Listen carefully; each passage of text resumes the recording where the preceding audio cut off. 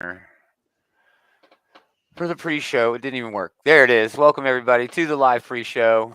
This is the part of the show where we talk about what we're going to do in the show. Man, it's been a terrible Monday. I'm going to be honest.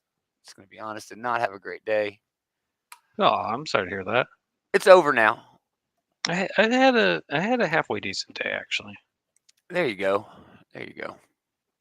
But tomorrow is a new day, and with tomorrow come new comics, and that's what we're talking about all show, all hour. Yes, allergies kicking my ass. There's a lot of interesting stuff coming out this week. There's a few good things, yeah. There's a bunch of diamonds in the coal, but coal is also good. Yeah, there's nothing wrong with coal. Yeah. There's the there's a new She-Hulk run starting tomorrow. Hopefully Spider-Man can get his head out of his ass for the new Spider-Man run starting tomorrow. Man, don't get me started on Gotham War. I know some spoilers for Gotham War. We got Guar. I don't want to put him here, but FYI, it's all a fucking grift. Okay, it's a grift by the Savages. It's all been staged. It's nuts, dude. But yeah, we'll learn about that in Catwoman. So Taylor's joined us now. Hello, Taylor. How was your night or day and stuff? Oh, pretty good. There you go. Oh, that's good to hear. Pretty good. We should shoot for okay. A lot colder than it has been. Yeah, man. I don't mind the cold at all. It is supposed to be October. 80 again. Supposed to be 80 again, like by the end of the week or next week or some shit like that. So my peppers are still going. My peppers still got my pepper plants in. I still got a tomato plant in. That's working. That's giving me cherry tomatoes. So. Up here in Minnesota, I'd be lucky if it breaks 60 for the next, 6 months at least. Yeah. Well, yeah, but you're in like Minnesota, so yeah, that's expected. It's the brave cold north or something. All right, let's do the damn thing. Enough about the weather. Shit. Literally talking about the freaking weather. It's a relatable topic. You don't think anybody will watch that garbage? Some people will watch anything, Scarlett. Is the video still going for everyone? Yeah. Oh, it's not going for me. It stopped. All right. It's going over here. We'll just say...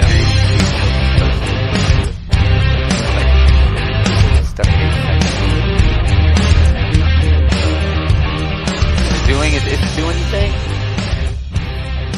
Never mind. Never mind. Hey, the theme song's not over yet. I don't know what you're talking about. Welcome to hell with it. It's just the way my day's been going. Welcome to the show, everybody.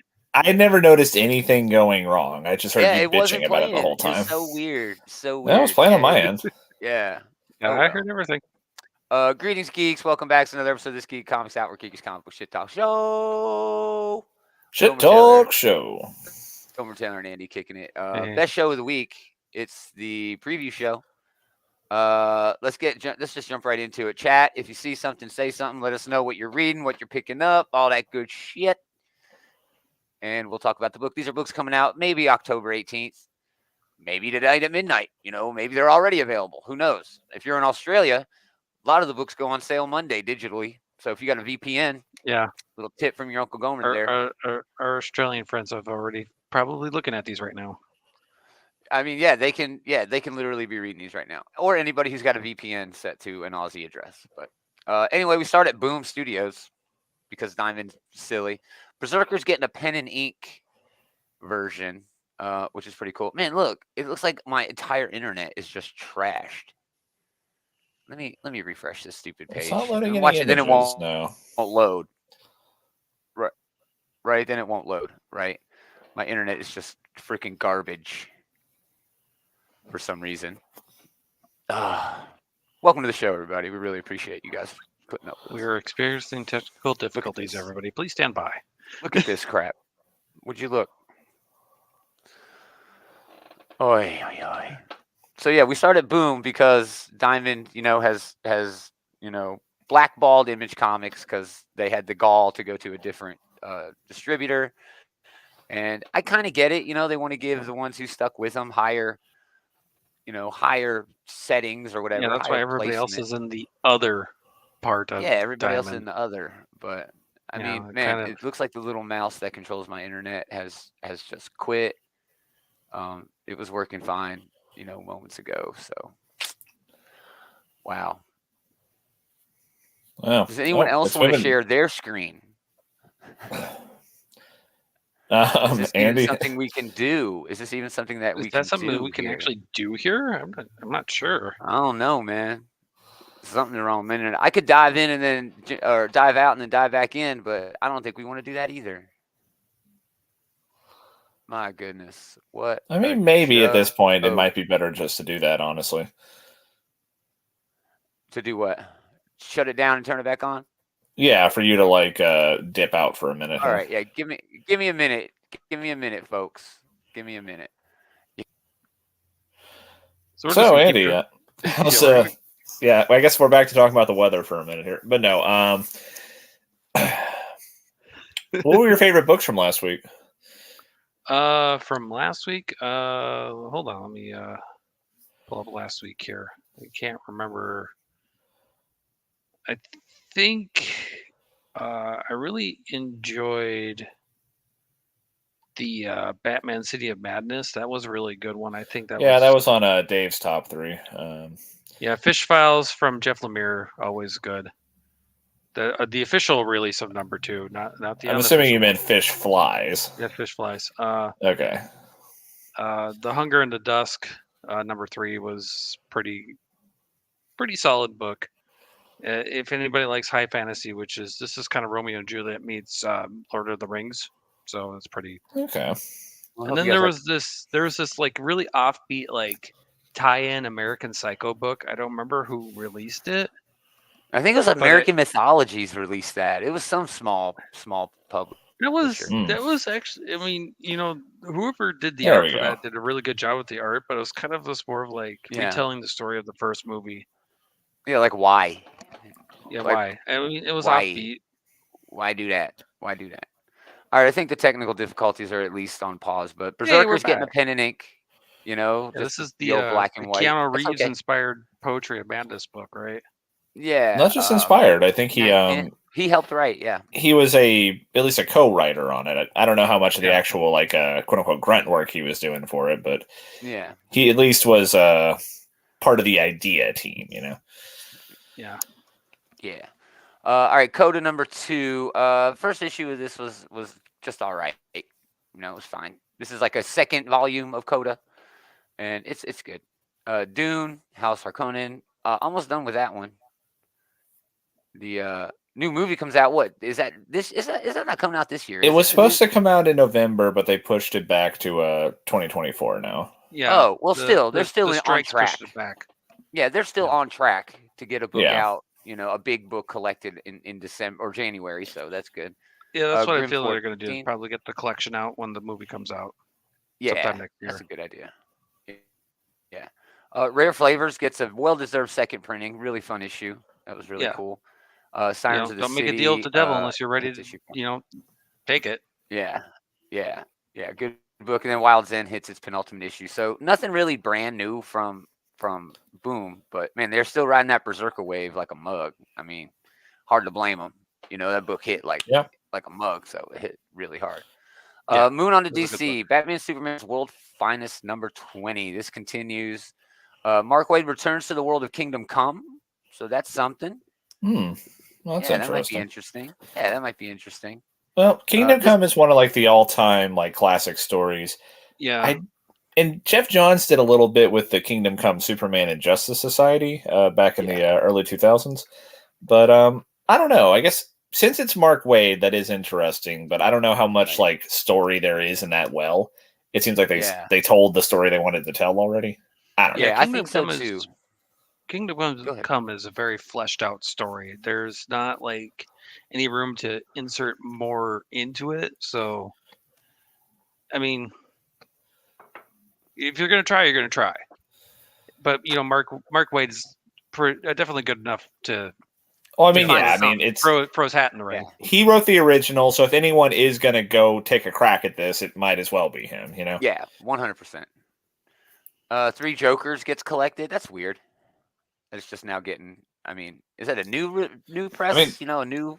I would assume Isn't the so. Three Jokers book like 5 years older already? It's been a pretty old, minute. dude. Yeah, I'm. This can't be the first time it's been collected, but I guess they're just putting out another collection. I don't know. Yeah, it was an okay book. Jason Fabok's art. I enjoyed it. Awesome. But yeah, it was one of those like. It kind of got killed by its release schedule because, like, it took forever after Jeff Johns' Justice League run, where they first dropped the idea, for them to actually put this out.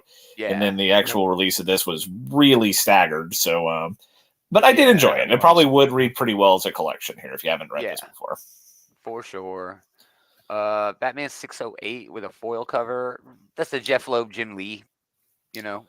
Yeah, we got our Batman half of like that bookend set of covers that he did. The other one's got like Superman, who for some reason is standing on a gargoyle instead of just fucking flying. But whatever. Or I mean, they wanted them both like standing there. I know why they did it, but it is one of those things. Like he's standing on like Daily Planet. They could have. Yeah, he's standing off of like a gargoyle off. It's like all bright and like the city's like golden behind him. So it does make for a cool dichotomy, a cool kind of like yin yang thing they have going on. But yeah, it is cool. But Superman doesn't need to stand on anything. I know. Superman could have been in front of the Daily Planet on his one. That's my only minor gripe for these covers. Yeah, they are cool as hell though. Overall, yeah, they are cool. Yeah. All right, Batman number 58. This is the penultimate chapter of Gotham War. War. Yeah, this is people are gonna hate the end of this. I'm just saying, people are gonna hate the end of this shit. Like Batman is wrong, but it ends up that Batman was right. So I'm not even gonna talk about it. We'll talk about it Sunday. I mean, that's somewhat predictable, but I mean, because Batman's always right. Batman always has to be right. If not, he's not a hero. That's what it is. I guess. But great cover here. I'm not even sure who's doing this, but man, I love this cover. That's a good cover. Yeah, that's awesome. But overall, Gotham War has been pretty interesting. I've been enjoying it for the most part. It has a really interesting moral quandary at the heart of it.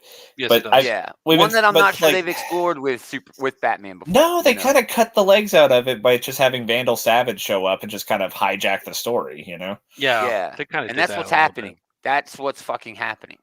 He's hijacking the whole damn thing, and it's kind of terrible. Yeah, when City Boy number 5 of 6. Oh, sorry, go ahead, dude. Yeah, when you basically have this idea that it's like if they do not as bad crime over the murder, killing, and other stuff, it's like they're robbing rich people. Yeah, but now you're robbing the rich and feeding the poor. You're robbing. It's like a Robin Hood. Batman's still like that's still wrong. Yeah, it's like, well, you're the richest of the rich. Shut up, dude. Yeah, and there's a lot of Robin Hood in this. I mean, there is more to it. Like Batman has more of a point than you guys are giving him credit for, I think. Well, he's saying that all crime is crime. It's not just that. The point is also that you are giving the criminal hirelings of Gotham City, you're making them way more competent than they ever were before. And you are betting everything that they are never going to dip into just going around murdering people now. All right, you're right. And honestly, that feeds into the spoilers that I have read. It's weird. You'll get it once you read it, but okay. Moving on, City Boy number 5. It looks like Swamp Thing's going to show up. Not really sure how that works in the context of City Boy's power. You picked the one character who doesn't live in a city. Yeah, he literally, that's his thing. He doesn't want to go to the city. He hangs out in the Everglades. Yeah. Is Swamp Thing a city? I mean, philosophically, maybe. I don't know. Maybe they're going to lean into that a little bit on this. I don't know. That's a very interesting. But you could have gone to. They haven't gone to Gotham. Fucking Gotham City. They did not go to. They went to Bloodhaven. They've started Metropolis. You could have gone to Themyscira or Central City or Coast City or any of these other famous locations where the heroes hang out. And you're going to Swamp Thing. And they've leaned into Darkseid really hard, and he's not shown back up since issue 1 where there was a tease for it, and it's weird. Just weird. Yeah, City Boy kind of fell off the rails real quick. Yeah. I mean, I don't hate it. I'm enjoying it. It's still fine, but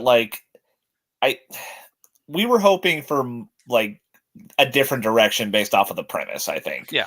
Maybe that's not a fair way to judge it, but it is still a little Yeah. This should be a tour of the best of like all these iconic cities, but it's that's not. what I wanted. Yeah. When your powers are literally, I am the city. You want to go to see the big cities. You want to see the cities. You want to see Central City be its own character. You want to see Themyscira be its own character. You want to see Gotham City be its own character. But it's. I think they're dropping the ball there with City Boy. Cyborg number 4 continues this really weird run Michael Dorn's writing. It's just been fantastic. Oh, is this? No, this isn't the one he's writing. No, this is something else. He's writing Steel. He's writing Steel, which surprisingly good. Steel, but yeah. Actually, I'm remembering now. Yeah, Cyborg's just been okay. It's fine. I don't know. Yeah, it's a Cyborg book. Who wants? I don't know what I'm expecting. If you like Cyborg, you're gonna like it. Sure. Agree. Fables number 160. Book that's definitely. Which is interesting in the context of like the very public falling out that Dave Willingham has had with DC at this point. But yeah, I mean they're still gonna. I mean they're gonna finish this. Of course they are. Yeah, and probably do more. They are, if they weren't going to do more before Willingham said shit, you bet they got plans to be like, no, fuck you. This is ours, and we're going to do something with it. You might get paid, but we're going to use it and watch us, try to stop us, that sort of shit. Although, honestly, Fables is one of those stories where, like, it's one you put on the bookshelf. It's one of those ones that's, like, kind of this is going to sound like such a fucking shitty thing to say, but it's like a connoisseur's comic book, It really is. It's one I've loaned out to people who have never read comics. Yeah. But then, like, I don't know that there's a lot of legs to that premise outside of, like, the original story, Yeah. They're just going to put comics out about, like, Snow White and the Big Bad Wolf, Yeah, like anthology, maybe, short stories, something like that. Yeah. And even outside of the main Fables book, Jack of Fables touched on literally everything and anything, so I'm just not sure how much juice is left in the fruit. You can't squeeze any more out of that, dude. War Journal number 2 for the Green Lantern book. First issue was just okay. I didn't have a bad time with it. First issue was just okay. Yep. Yeah, I'm not a big Green Lantern fan anymore. I read the Green Lantern book last week too, and it was, I just felt it was okay. So maybe I'm just growing over the whole Green Lantern thing. Lots of variants for that. Some pretty damn good ones, actually. Harlequin, Black, White, and Red hits issue number 4. Hawk Girl number 4. I've fallen off of this completely. I actually remember having a good time with the first issue, but I just stopped caring, man. It kind of got lost in the shuffle, so to speak. Man, fucking what was the Night Terrors? Yeah, like came. This is another one of those books that just got like, we're gonna go on hiatus for 2 months, and if you were enjoying this book, too fucking bad, Yep. Yeah, Night Terrors kind of destroyed part of the DC. It did, or at least slowed it down. It gave it a huge speed bump. Yeah, I mean, it did not need. Yeah, it really just put the kibosh on a lot of momentum that a lot of these books, like Green Lantern was on issue fucking 2, when Night Terror started and derailed everything. I think Green Arrow too. Yeah, Green Arrow had just barely gotten started, and I love that book. I'm really enjoying that book. Yeah. Whatever. I'm moving on. Jay Garrick, The Flash, number 1 of 6. Hell One of 2. Yeah, baby. Just this week, and they're both at DC. Going back to the Golden Age, I love this character. I love this character. I am such a sucker for these JSA characters. I really enjoyed that Wesley Dodds book from last week. JSA is the best. I am all over this. Yeah, this is supposed to be like a father and daughter sort of book. I'm okay with that. You know what? That is cute as hell. Absolutely. Yeah, Give me more of this. I do like that very first cover, where it's just like they're just running together. Yeah, I like that too, man. A lot of motion on there. It's a Jorge Corona cover. Very good. And the other big release from DC this week, what you've all been waiting for, Justice League versus Godzilla. Oh, yeah. Kong. I mean, if you have read a DC book I fucking love that cover. That is amazing. That is an amazing cover, yeah. Yeah. But yeah, if you've read a DC book from the last month or so, they have been pimping this out hard. Yeah, like 3 or 4 pages at the end of every book. And yeah, that's just cool. What the fuck Batman gonna do? Come on, man. I mean, I get it. He should be there, but what the fuck you gonna do? Batman doesn't have enough time for Godzilla. He's gonna go he's gonna be the dude who examines Godzilla's radiation levels or some shit and comes up with a countermeasure. Whatever. Kong takes a shit outside of Metropolis, and Batman's like, "I've got to check out that poop," something like that. Something like that, yeah. Yeah. But I mean, I do think the title doesn't make any sense. It's Justice League versus Godzilla versus Kong, But yeah, whatever. But no, this looks like it's going to be big, dumb, stupid fun. Oh yeah, it's going to be big, dumb, stupid fun. I'm here for it. Yeah, it's just going to be just. Now here's how Batman can empty help. the toy box, bash them together. Yeah, see what happens. Oh, good lord! Armor. I love Man, that. You know what? If they don't have Batman circling King Kong at the top of the Empire State Building with the Batplane, well, it wouldn't. That is a missed opportunity. It would be Wayne Tower, the top of the Daily Planet building or the top of Wayne Tower or something. Yeah, they need him circling King Kong on a skyscraper with the Batplane. I mean, what the fuck are you even doing if they don't do that? Dude, that'd be so dope, man. That'd be sick. That'd be sick. All right, Nightwing number 107. This is the pirate one. Last issue was also kind of a pirate one, but he didn't quite get to the pirate shit yet. Yeah. This one, he's full on, mutiny on the bounty, doing that crazy water shit. So, yeah, that's going to be cool, dude. I did want to show off this dope Dan Mora cover where it shows all the dicks. They even got him. A lot of dick. That's even him as Batman for a minute. Yes. Yes. I love this damn cover. They didn't even have to put the years in there. They didn't really need to put the years in there. You know what I mean? No. I wish they hadn't. I would love to see a variant of this variant where they don't have the years on there. The years kind of ruined it a little bit. It does. They're fine, but what year Dick Grayson was wearing what costume, and this is still that is a. I will say though, I don't remember the yellow one. So that one, the yellow one, this earlier one. That was a very early one, yeah. The one down where he's where he's at his lowest point behind Ponytail. Yeah. Yeah, that's 92, man. That is 92.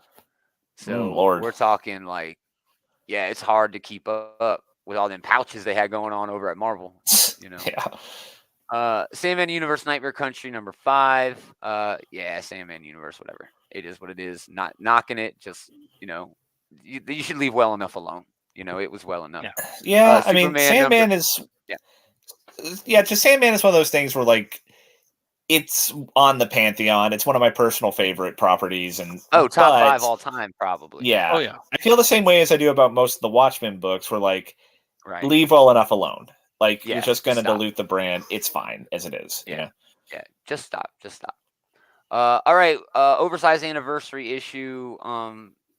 It's basically Superman number 850. Anything they can do, to make it a few extra. Anytime they can they get to some way where they can justify being a divisible by 50, issue. That being said, I usually enjoy the little I love the little retrospectives, and looks like we're probably also going to get a continuation of. Oh, and there's the other half of the Jim Lee. There's the cover we were just talking about. Yeah. Yep, there it is, right there. Right on the. I'm sorry, I love that. I think that's dope. I don't care if he's just standing. I love there, it. Doesn't have to. I mean, he absolutely doesn't need to be, but it looks cool as hell. I mean, it looks so cool. I mean, Jim Lee could draw Superman, reading on his sofa, and it would still look really awesome. Yeah. This is the cover for me though for this issue. Lee Bermejo, I love a good cover. That's great. That is, and especially if this is a celebration of Superman and his legacy, then that kind of captures it. Yeah, so well done there, man. So cool. All right, Superman number 7. Then we get Titans number 4. This book has been incredible. Amanda Waller is coming in. They're really ramping up towards the whole Beast Boy event, Beast World, or whatever the hell it's called. I'm here for that. I think that has potential, to be pretty cool. So it could be fun. And a bunch of covers for that. So awesome. That's DC. 2 great debuts, really, but really that's all for me. That Jay Garrick book and that Godzilla Kong. That's really all I give a shit about. There's some good books there, but I mean, there's also the old Superman standbys. 850 is going to be overpriced and stories that don't mean shit. I will say it's not just an anthology book; it's a continuation of the story, right? And that Superman book has been good. It has. That has they introduced that new character, that chained character, who's pretty cool. I was about to say, like, there's a bunch of the old reliables, like Nightwing and Titans, and Superman has joined the list of old reliables at this point. Yeah, you're not wrong, and the Catwoman because of the Gotham War shit. But oh yeah, that's been a lot of fun. I'm stoked about that Jay Garrick book, and who couldn't be excited about Godzilla and Kong fighting Justice League? I mean, well, yeah, what the fuck else do you want? Come on. Oh my goodness. All right, Astonishing Iceman number 3. He's actually hanging out with that one Captain America from the rail yards in this. I think that's a good idea. That is a good idea because that was that was the queer Captain America, and Iceman is maybe the most famous queer character in Marvel's lineup at this point. Yeah, he is actually.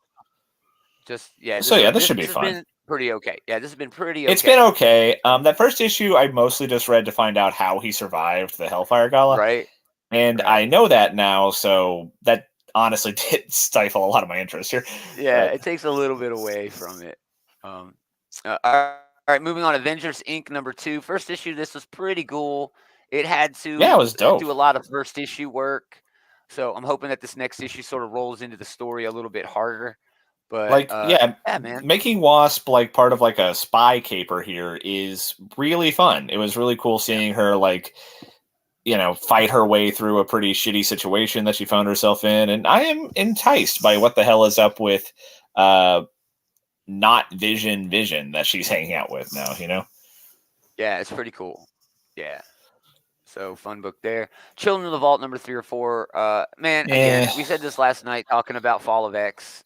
Fall of X is just, it's like what am I going to get out of these books? I mean, I don't know. I read X-Men because X-Men all feel connected.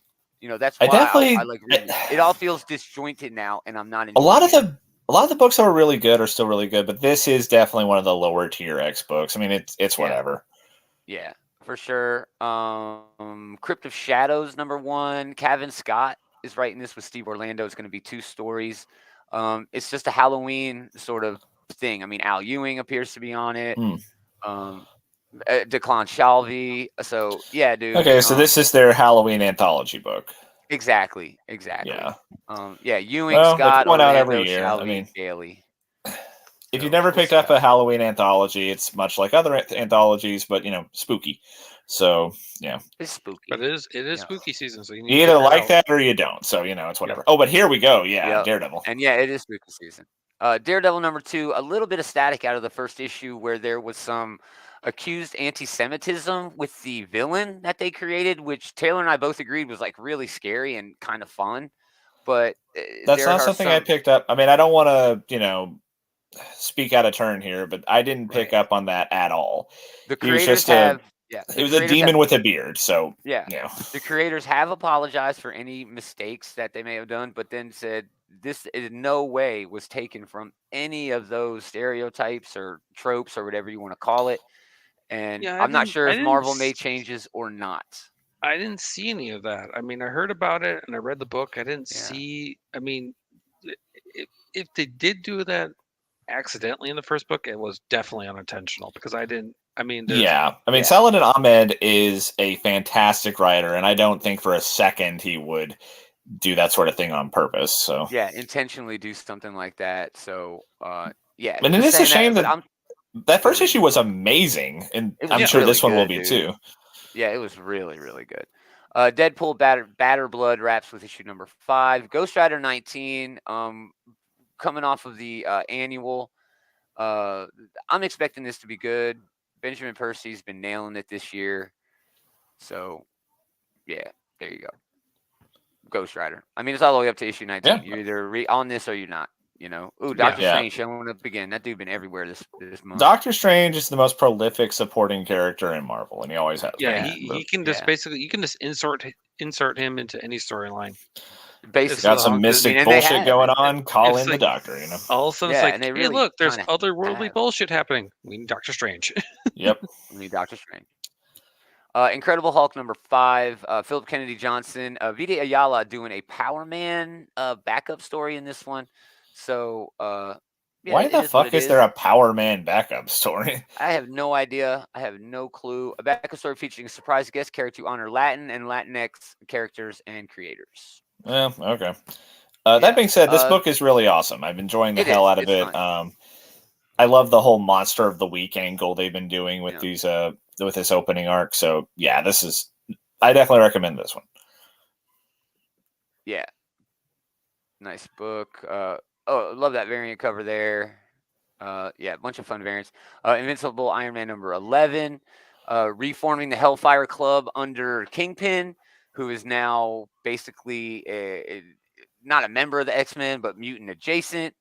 And this book has kind of become required reading for anyone following Fall of X. And I am checking it out. And it's Iron Man, you know. Yeah, it's the honeymoon book. Yeah. Which is an X book at the moment, so if you're looking for all the X-Men stuff. Yeah. Pretty fun variant here, which was like issue 1 of Fraction's run. Yeah. Which is kind of weird that they're homaging a run that's only like 8 years old, 10 years old. That Fraction run's probably 20 fucking years old, and I'm just It's more than 10. I mean, it's been a while. It has been out long enough for them to homage it. I love that. I love that run so much. It was really good. Quintessential run for me. Honestly, though, that homage, it doesn't look any different than the actual cover to me. Oh yeah, I think they're just reissuing that cover, which is kind of weird. But hey, whatever. Okay. Whatever, Marvel. A bunch of Invincible Iron Man. Jeff is getting a 3rd freaking printing. Miles Morales, Spider-Man number 11. Cody Ziegler been writing the best damn Spider-Man book on shelves, in my opinion. Yeah, Spider-Man book you'll ever read. Yeah, it's very, very well Definitely done. The best one out right now, for sure. Yeah, I'm having a great time with it. That looks cool right there. Looks like they're getting some magic shit going on. Moving on, Moon Knight 28 continues that, where Moon Knight's like almost dead. He's going to be dead soon. Scarlet Witch number 9. They did announce a spin-off series for this, a mini-series, Scarlet Witch and Quicksilver, which I think drops in January, maybe February. I assume that was going to be a rebranding of this very book because, it's... That is not. No, it's not. Okay. Yeah, they're going to continue to release the Scarlet Witch book, is my understanding as well. Yeah, it's going to be a tie-in comic book, as far as I heard. Yeah. So now we get Sensational She-Hulk, Rainbow Rowell, Jessica Gao, Generate Andres is doing the art. It's a new She-Hulk book. Jen Walters is dusting off her adjective and kicking off a new era. The best hero / lawyer in the Marvel Universe, it's debatable, is going to remind you why she's so sensational, going up against her deadliest challenge yet. Yeah. I don't know. I love Jen Bartel doing art, though. She does the covers for these. That's just great. But, man, I don't know if I have room in my pull list for another She-Hulk book. I mean, this is with the last couple, man. Haven't they just basically relaunched the one that they were already doing here? I mean, it's the same writer and everything. And it's the same characters, too. Yeah, so if you were reading it before, I guess continue to read it. And if you weren't, this picks up where that left off, so you need to probably do your homework, I guess. Yeah. Here's another Adi Granov homage cover this is back from Slot's run, but that is literally the cover to an issue that Slot did. So they're not homages, then they're just redoing the covers. They're do-overs or reissue. I don't even know what you would freaking call it. I've never heard of anyone doing such a thing. Shit ton of variants for She-Hulk, obviously. She's got some of the best covers in the history of comics. So there you go. There's a few more books, but I think the last big one is Spine Tingling Spider-Man. Saladin Ahmed and Juan Ferreira doing Spider-Man horror series. And I mean, we were just talking about Saladin Ahmed, so this is something that normally I wouldn't think too much about, but him writing it has me interested. I might check this out. And also, that looks amazing. It looks so good. I'm definitely checking this out. I'm stoked for this book, man. Again, a couple of variant covers for that one as well. So we move on to the Star Wars stuff. The main Star Wars book is a tie-in to the Dark Droids, which has been really fucking fun. Maybe the second best event of the year so far. Obi-Wan Kenobi number 2 is just continuing the story from the show. it's a direct adaptation of the Disney Plus show. I don't know why they're doing that. They've released a bunch of these. They did one for Mandalorian, and now they're doing this. I don't know why. Just the way I make money. I guess we're gonna have an Ahsoka one now. I mean, eventually, I assume, but who would pay to get this instead of just watching the show? I don't know. What is the segment of the fan base that did not watch the show and is just going to read this instead? It's got to be something, just a collector's thing, just Maybe. for the I don't collectors. know. But Wolverine 36 getting a second printing. That's the final Weapons of Vengeance crossover with Ghost Rider. So there you go. Benjamin Percy gets Volume 6 of Wolverine, and X-Men gets Volume 3 from Al Ewing. Both terrific books. So if you're buying trades, it's a good week for X-Men stuff. As we move on to the everything else, I'm going to step out for just a minute, sir. Yeah. Moving on to Dynamite. Draculina Blood Simple number 6, and Gargoyles Halloween Special. The Gargoyles Halloween Special should actually be pretty damn fun. Yeah, about to say. I mean, it's a Halloween special. And it's Gargoyles. I mean, what else can you ask for? Exactly, dude. Yeah, it should actually be a pretty good book to pick up if you're just out there, looking for something to get this week and your list is low. But we also get Red Sonja from Dynamite and Vampire vs. Superpower. So, yeah, kind of a light week from Dynamite, but they do have that Gargoyles issue. So, keep an eye out for that. So, moving on to everything else, there's a splatter, a Western one-shot. Looks like a horror meets, Western sort of book. That looks fun. Al Capone Vampire number 1 from American Mythology. I saw that and I had no idea. No idea what this is. It's so silly. It sounds so dumb. I think this is silly. Yeah, it sounds so dumb and stupid. But in an alternate timeline where Al Capone is a vampire and doesn't die of syphilis. Is a vampire. Yeah. Over to Image, Antarctica number 4. Did you keep up with Antarctica through the first 3 issues? Antarctica, I do like the isolation horror of this, but it's kind of fallen it started off really good, but now it's kind of at this point where it's just kind of like going through all the tropes of less like, oh no, I'm all by myself. What am I gonna do? Dude, now you're right. It turned into something unique, and now it just feels like the thing. And every other isolation thing ever. And that's not to say it's a bad thing, but it's not a bad thing. I like isolation horror. I mean, it's keeping my interest, but it's just more of this like, okay, but you need to move the story forward a little bit more. She's been looking for her dad for 2 issues, and he should be. I don't know. It's weird. But it's not bad. It's not bad. Yeah, he's been stuck. It's like rotating his wheels for a little bit. It's like this. Come on. Yeah, it's been spinning his wheels for sure. Bad Omens, Concrete Jungle. It's Ivan Fiorelli. I mean, this has all the makings of being a terrific book from Massive. So yeah, I'm definitely going to check it out. I'm definitely going to give it. If you like the Massive stuff, this is definitely in your wheelhouse. Exactly. I was not able to find issue 1, but hopefully I can and then catch up with issue 2. Barbara Macabre, Morbid Museum. Again, we're getting all of these weird Halloween scary one-shots. That's freaking great. Beautiful Soldiers number 1 is exactly what it sounds like. It's all the elements, but they're all beautiful women. And then there's like a 5th element who's also a woman who comes, and all the 4 elements have to try to stop this 5th element from destroying the Earth. It's on Scout Comics. I don't know. This is not that's not on my pull list. I saw that and just went like, well, I mean, when I think about the 5th element, I think about the movie, and you're just doing the exact opposite. We're making the 5th element the villain. No, it's not for me. Immediately not for me. Yeah, that's what it seems like. All right, here it is. Beneath Trees Where Nobody Sees. Man, this Beneath the Trees Where Nobody Sees. Freaking book. I read this probably 6 weeks ago, dude. It's crazy cool.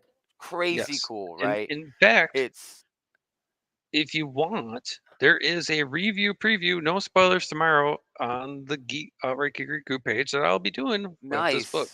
Yes, definitely check that out, y'all.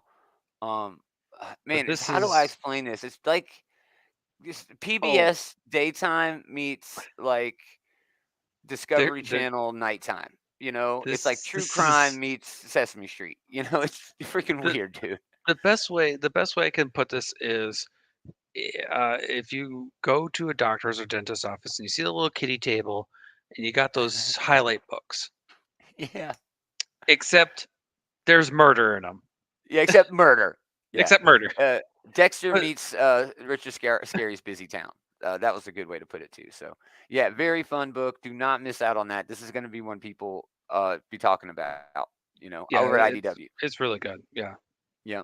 Big game number 4 or 5. The Millerverse crossover continues. I've had just a freaking blast with this. I don't want it to end. This is the penultimate issue. I'm not sure I can deal with this ending because it has been so damn fun and it's just changed so many things. It's murdered a lot of characters, presumably. Although Hit Girl does have the opportunity to do some things and change all of history, which is what I suspect is going to happen. But yeah, I'm reading this as soon as the show is over. You know that Mark Millar is not going to kill off all of his cash cows. He's killed off a bunch. He has killed off a bunch. Bite-sized Tales of Terror number 1. This is a Scout comic. Just little anthology horror book. Those are really huge. $8 for that one, but I don't know, might be good. Where else we have? Bombshell and Tom Tom gets a 1 in 100. 1 in 100 variant cover. Weird. Bone Orchard Tenement issue number 5, hitting the halfway point. Terrific Jeff book by Lemire and Sorrentino. Yeah, really fun. Love the hell out of everything that they do. So yeah. Oh, this is actually a Walking Dead homage cover. Walking Dead homage cover. Yeah. This connected universe he's doing with the Bone Orchard. He says it's connected. He hasn't explained why in the books yet, but he says it is. It makes me want to go back and read them all. Just to see if there's any themes I can pick up on. But yeah, very, very, very good book. Where are we going? Say if you see something, say something. Let me see. Cyberpunk 2077 XOXO over at Dark Horse, just out of that video game universe. Dark Spaces Good Deeds since issue number 5. That's pretty good. They do have a Dark Spaces called, I think it's Dungeon, coming out. First issue, scary as shit. Scary as shit. Yeah, there's a bunch of Dark Spaces stuff coming out pretty soon. That's over on IDW. They're really doing well with that stuff, despite a lot of problems that they've been having. Bunch of DF stuff. Where we got, man? What we got? Dust number 3 hits that Scout Comics book. Dwellings number 2 of 3 is over at Oni. Forge number 5. That's an Image book. This is really weird. It's a big, huge, sprawling universe, and it's almost too much for me to keep track of. It's pretty good, but man, there is a lot going on. Maybe after the first arc is completed, I'll reread it and I'll be able to catch up, with the story that way. But yeah, right now, I'm leaning away from that book pretty hard. From the World of Minor Threats comes the alternates. Dave's all over that book. He loves the hell out of it. What else we got? Hack Slash gets a new miniseries, Hack Slash Back to School. That's pretty good. Zoe Thorogood jumping on that series. Yeah, probably Seeley's, the thing he's best known for, which is really interesting to say. He's done a whole lot of shit. So Headless Horseman Halloween special over at Dark Horse. This appears to be in the Mignolaverse, which is perfect, So yeah, I guess the Headless Horseman is in the Mignola. You turn around and there's a new character in the Mignolaverse that you didn't realize was in there, but now I mean, any spook could be part of the Hellboy wheelhouse, Mm-hmm. Yeah. Mm-hmm. Absolutely true. Hexagon Bridge number 2 of 5. I did not like the first issue of this. It felt slow, and the first issue of Hexagon Bridge was just so slow. Yeah, dude. But I'm gonna stick with it at least for the second issue just to see what happens. I'm curious, It's got a pretty cool premise, but yeah, I don't think it pulled it off on that first issue. In Hell We Fight number 5. This is a layman's book, the dude who did Chew. It's just about a bunch of people who die and then go to hell to fight. Basically, there's a whole bunch of other shit going on, but it's been pretty good. There's some tongue-in-cheek moments in there with a lot of heart. So, yeah, that's cool. Kill Your Darlings number 2. I remember really enjoying this first issue. Let's see if I can. Ethan S. Parker, Griffin Sheridan. Oh, was this the girl who was like she's pondering having an abortion and things like that, and her this is boyfriend's got powers. This is the one where she is, she's drawing stuff in her imagination. Oh, that's right. Yeah. All right. So at the end of the first, yes. so if you didn't read the first issue, I'm going to spoil some of the first issue. So Do it. This is an 8-year-old girl who lives with her mom, and just her mom only right now. And her mom's struggling to make bills, but keep them in the house. And then she's just like has this very active imagination, which might be real, might not be. We don't know her yet. imagination may actually be manifesting actual things, creatures and then in the world. It's cool. This darkness kind of comes in, and she goes downstairs into the basement where there is a gas fire furnace, and she burns down the house. And at the very end, we have this very good, like, what happens next, where she's holding a can of gasoline, her house is burning down, but she's not aware of that she did it. She's not aware that she did it, and there's 2 questions asked for her. What did you do, and where's your mom? Yeah. Very good first issue. I was confusing it with another Image book, but really cool one. And then we get the final. Yep, the finale. This has been great. It's about a mute assassin who only communicates through Polaroid pictures, trying to get revenge for her father's murder. It's been fantastic. It's just this should be a mini series on Amazon, dude, or Netflix or some shit. It's awesome. It's so cool. Yeah, after this is over, I want more. I don't care who you have to pay. I don't care who you have to pay off. Give us a prequel. Give us the story before this. Yeah, just give us more. I want more. I want more Scout. Give me more Scout. Yeah, she's cool. Local Man #6, another Image comic book. It's kind of a 90s throwback sort of thing, but with a modern take. It's not for everyone, but it slowly grew on me over the first few issues when I finally figured out what exactly it is that they're doing. It's not only a love letter and a parody of 90s Image stuff, and really all comics from the 90s, but also like looking back at those people who were reading comics in the 90s and who those people are now. It's kind of introspective a little bit, Yeah. So I'm having a good time with that book. Yeah. What else we got, man? Mary Machine Gun #3 of 4.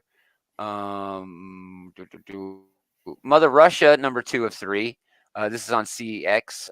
Basically a lone wolf and cub, but with a woman Russian soldier. Not bad. My Little Pony, Black, White, and Blue. Just silly shit. I love it. Yeah, this is all these different publishers are doing the Black, White, and Red.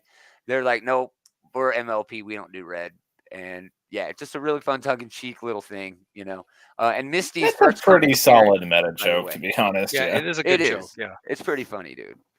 And this is Misty's first comic appearance.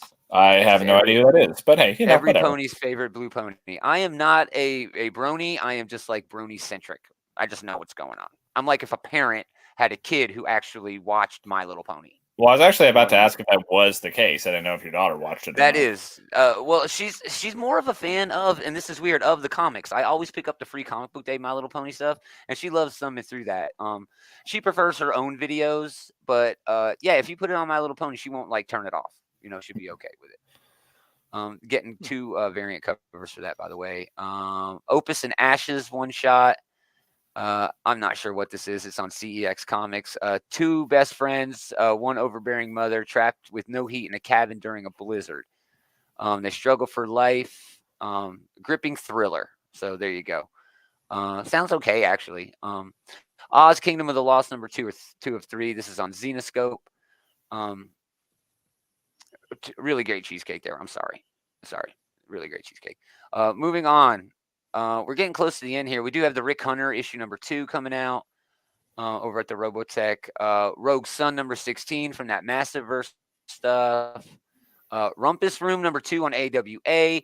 This book is cool. This is the one where the billionaire kidnaps people, holds them in his cellar, and then they vote to see who gets to be sacrificed so that he can have really good skin cream. It's written by Mark Russell, so it's really kind of sort of little bit of tongue-in-cheek horror, but really an eat the rich sort of book. I love him for that. But yeah, great book, man. AWA, freaking awesome. Saga 66 second printing. Savage Strength of Starstorm, another Image book that has just way fallen off my radar. Image having a big week. Scrapper number 4/6 about the post-apocalyptic dog. Looks like he's finding some cats here, which is really cool because they said cats were extinct, which like hurt me when I read the first issue. I was like, what the heck? What? So that's cool. 7 Years in Darkness number 4 over. I think that's also CEX. Star Trek Halloween, meaning the holodeck, number 3. This has just been big, dumb, stupid fun. Just a Halloween story. Set a weekly, whatever you can throw in the holodeck and make it spooky, and it's working. It works really well. Yeah, it does. Really great. I think it was Taylor who said the other day, like the holodeck is one of the biggest plot devices in all of fiction, and he might be right. Oh, it is. Yeah, it is. It really does sound that. Like that is. Unless you're using the transporter, it's always the holodeck. Yeah, right. Well, I think even then, I mean, the transporter's up there, but well, I mean, the holodeck lets you tell like story. Any story you want, you know. Yeah. Like other than Q, just like turning them into like merry men or whatever, you know, it's always the holodeck. Like, let's have like an Old West episode or a Sherlock Holmes episode or like any of this other shit, you know. Yeah.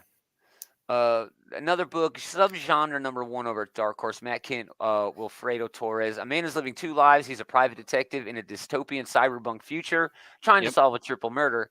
But when he falls asleep, he wakes up as a wandering adventurer in a barbaric fantasy world where magic exists. Is he 2 separate people, or is he a third person that has undergone a psychotic split? This sounds so stupidly cool, man. It does. It sounds. I cannot wait to read this shit. It sounds really good because it delves into this whole entire thing of like what is real, what isn't real, and I like that type of stuff where it's like, what is reality? Yes. We don't know what reality is. Yeah, and I think Matt Kent is also getting into the bigger thing here that I think it's a little bit of a personal thing where writers can actually, you know, take on personas, at least to some extent, when writing stuff. I've heard Stephen King say that when he's writing books, he has to like really cleanse his palate like really hard after writing some of the stuff that he's written. Some of the stuff that Stephen King's written, he has to really cleanse that palate a little bit.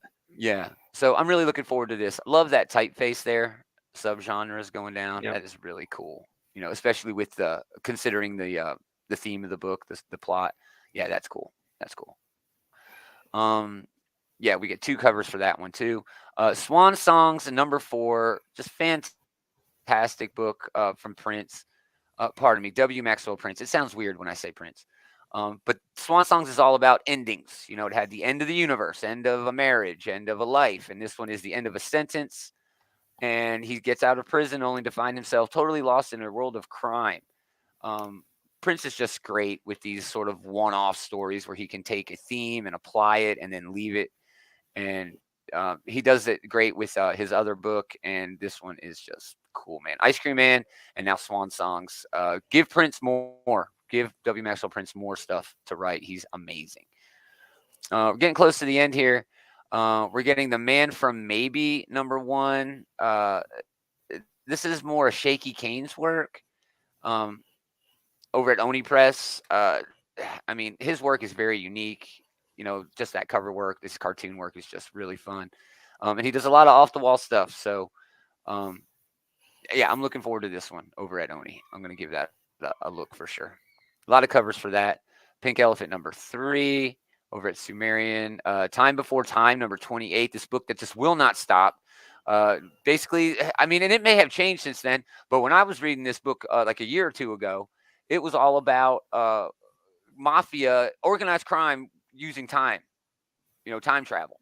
Oh, was this that one that was just like Looper?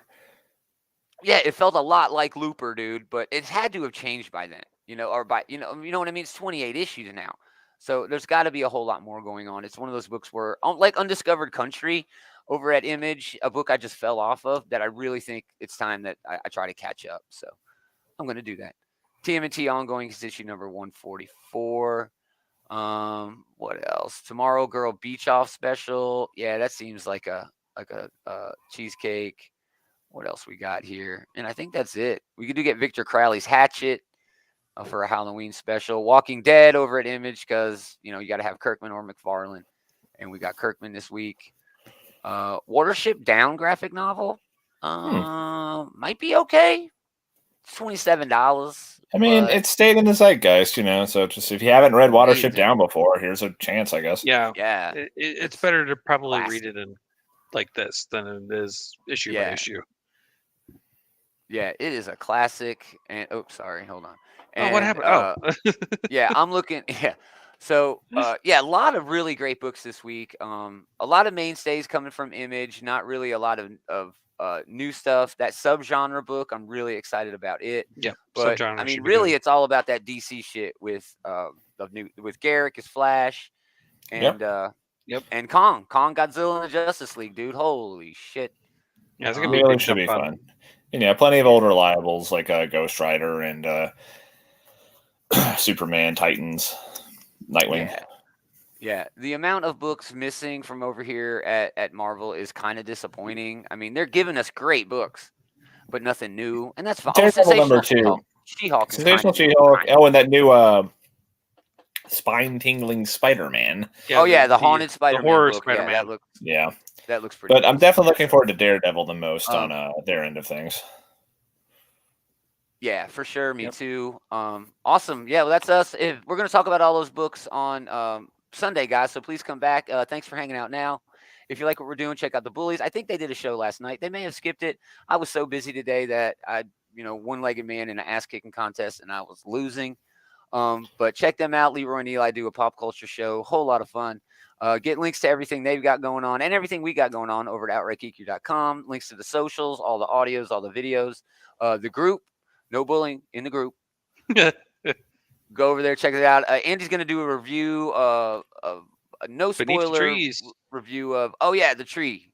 Yeah, Beneath the Trees or whatever the hell nobody it is. sees. Dude, that book looks so freaking cool. It is. I've read it. It doesn't just look cool. It's dope. It's awesome. Yeah, I can't tell you how many times I've read that, reread it, and reread it again. It's fun. Dude. In the past 6 weeks because it's just that good. Yeah, it's really cool. So yeah, again, thanks for hanging out, everybody. We really appreciate it. Most of all, thanks to these guys for hanging out with this guy. No problem. We are gonna do it again next time. Same geek time, same geek channel.